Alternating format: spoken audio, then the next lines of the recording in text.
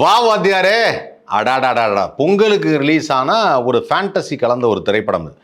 இந்த படத்தை பற்றி நிறையா பேசலாம். ஏன்னா வா வாத்தியார் அப்படிங்கிற அந்த டைட்டில்லையே உங்களுக்கு எல்லாத்துக்குமே தெரிஞ்சிருக்கும். இது மக்கள் தலைவர் எம்ஜிஆர் அவர்களை நினைவு கூர்ற ஒரு படம் அப்படின்னு சொல்லி.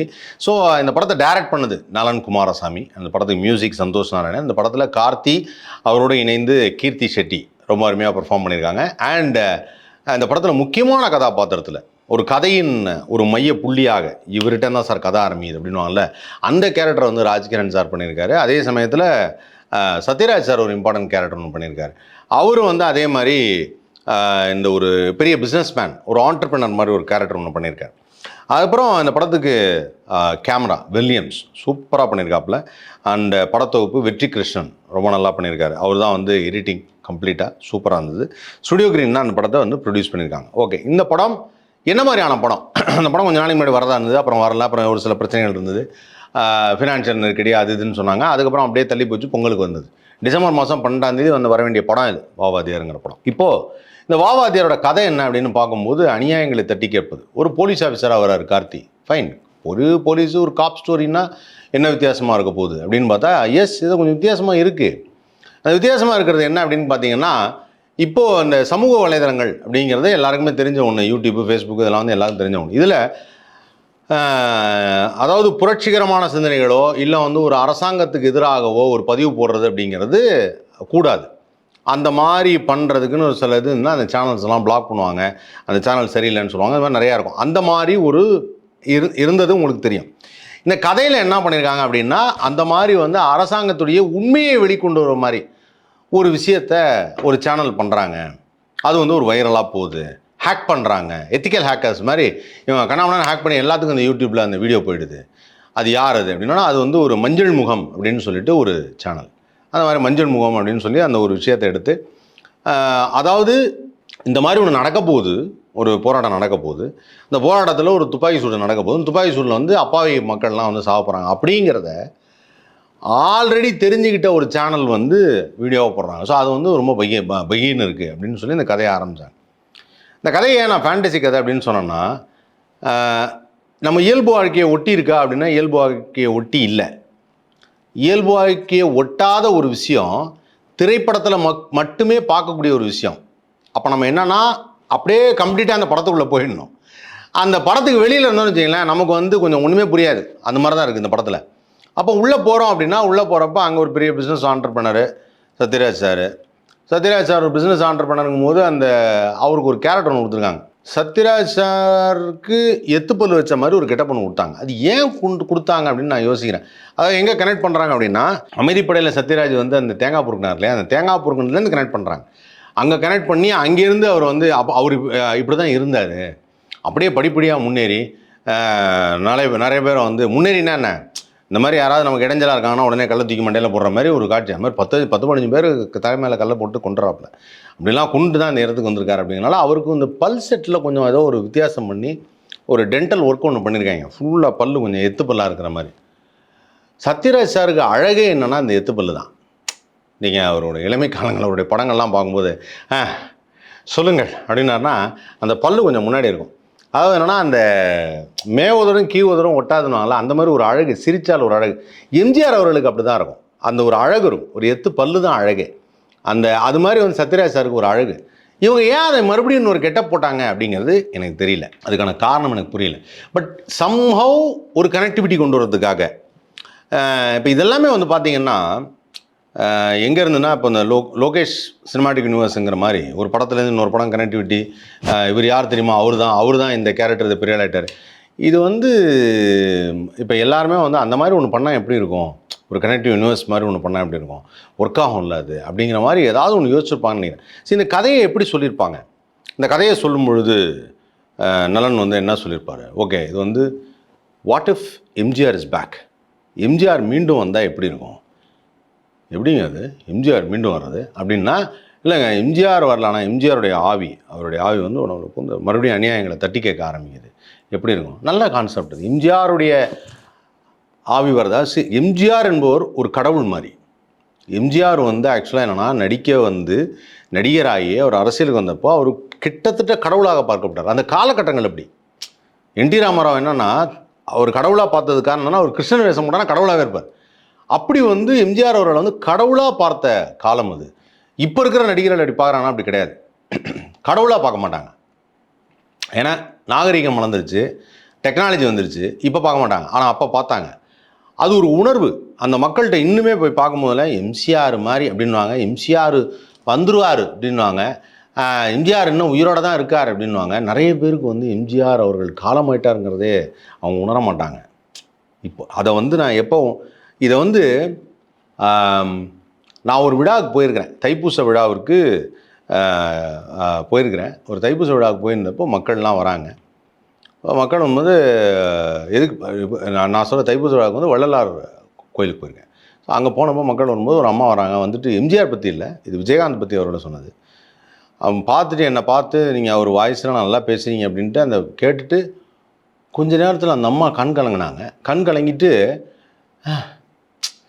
எப்படி இருந்தார் அப்படின்னு சொல்லிட்டு கிளம்பும்போது ஊருக்கு போனால் விஜயகாந்தை கேட்டதாக சொல்லுங்கன்னாங்க. நான் ஒரு நிமிஷம் ஆடி போயிட்டேன். என்னென்னா அவங்களுடைய மனசுக்கும் இயல்பு வாழ்க்கைக்கும் தெரியுது கேப்டன் அவர்கள் காலமாயிட்டார் அப்படிங்கிறது தெரியுது. ஆனால் அவங்க சப்கான்ஷியஸ் மைண்டில் இன்னும் கேப்டன் அவர்கள் உயிரோடு தான் வாழ்ந்துட்டுருக்கார். இதுதான் உண்மை. இந்த மாதிரி தான் எம்ஜிஆர் அவர்கள் சப்கான்ஷியஸ் மைண்டில் ரெஜிஸ்டர் ஆன ஒருத்தர். ஏன்னா எம்ஜிஆர் அவர்களை பார்க்கும்பொழுது என்னென்னா அந்த நடை உடை பாவனை, அவர் வந்து நிற்கிற ஸ்டைல் அழகே அப்படின்னாருனா அப்படியே ஒரு அந்த ஸ்க்ரீன் எப்படி இருக்கும் அப்படிங்கிறது எனக்கு ரொம்ப ஆசையாக இருக்கும் பார்க்குறதுக்கு.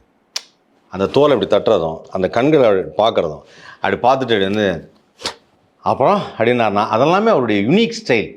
இந்த ஸ்டைலெல்லாம் என்ன பண்ணியிருக்காங்கன்னா ஸ்டைலெல்லாம் எடுத்து கார்த்தி அவர்களுக்கு இந்த படத்தில் உள்ள கேரக்டர் எப்படி வருது அப்படின்னா அவர் ஒரு போலீஸ் அதிகாரி வர்றார். போலீஸ் அதிகாரினா தாத்தாவுடைய விருப்பத்தை நிறைவேற்றுவதற்காக ஒரு போலீஸ் அதிகாரி வர்றார். தாத்தா வந்து ரொம்ப பயங்கரமான தீவிர எம்ஜிஆர் ஃபேன். இவர் போலீஸ் அதிகாரி ஆகும்போது என்னென்னா நேர்மையாக ஆக முடியல, ஆனால் இருந்தாலும் லஞ்சம் லஞ்சம் கொடுத்து இப்படி ஆகிறார். அப்படி ஆகும்போது அது தாத்தாவுக்கு தெரிய வந்து தாத்தா இறந்துடுறார். இதுதான் மேட்ரு ஃபஸ்ட்டு. அதுதான். அப்போ தாத்தா இறந்ததுக்கப்புறம் தான் இந்த எம்ஜிஆரோட ஆவி என்ன மக்களை ஏமாத்திட்டேன் விடமாட்டேன் அப்படின்னு சொல்லிட்டு அந்த ஆவி உள்ளே போடுற மாதிரி ஒரு விஷயம். அதை ஒரு டிஃப்ரெண்ட்டாக பண்ணியிருக்காங்க. ஆக்சுவலாக என்னென்னா நைட்டு பூரா நைட் ஆனால் இவர் எம்ஜிஆராக மாறிடுறாரு. அநியாயங்களை தட்டி கேட்க ஆரம்பிச்சிடறாரு.